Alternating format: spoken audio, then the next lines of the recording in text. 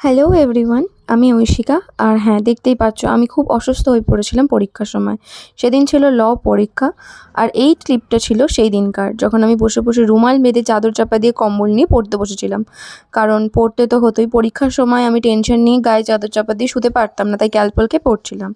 তারপরে চলে এসেছিল শেষ পরীক্ষা, 5 দিনের পরীক্ষা অবশেষে শেষ। যাই হোক, শেষ পরীক্ষাটা তো পরপর 2 দিন ছিল।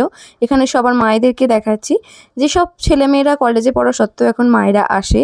আর হ্যাঁ, মায়েরা আসে, এটা কেন বলছি ছেলেমেয়েরা, কারণ ছেলেদের মায়েরাও এখানে আছে। অনেকেই টেনশন করে যে ট্রেন পথে কীভাবে ছেলেমেয়েরা যাবে, কী হবে। এখনও যাদের বাবা মায়েরা একদমই ছাড়তে পারে না ছেলে মেয়েদেরকে, সেরকম আমার মাও যায় আমার সাথে। আমি খুবই অসুস্থ হয়ে যাই পরীক্ষার সময়, তাই মা আমাকে ছাড়েনি। তাই ওখানে আসার সময় শেষ দিনকে একটু আন্দুল রাজবাড়িটা দেখতে গেছিলাম।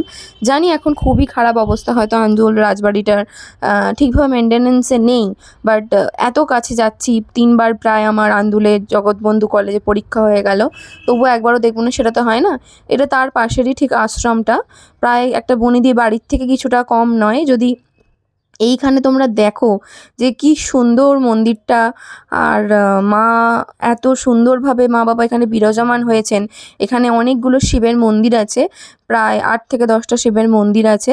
আর ওখানে মা, যতদূর সম্ভব ওটা মা অন্নপূর্ণা আর শিবের মন্দির, বা আমি ভুলও হতে পারি, এটা কোনো শিব দুর্গারও মন্দির হতে পারে। আমার যতদূর দেখে মনে হলো এটা মা অন্নপূর্ণা আর শিব ঠাকুরের মন্দির। তো সেখানেই গেছিলাম, গিয়ে ভালো করে প্রণাম টনাম করে নিলাম। আর দেখতেই পাচ্ছ আলপনাগুলো দেখাচ্ছিলাম যে কী সুন্দর করে আলপনাগুলো এখানে দেয়া আছে।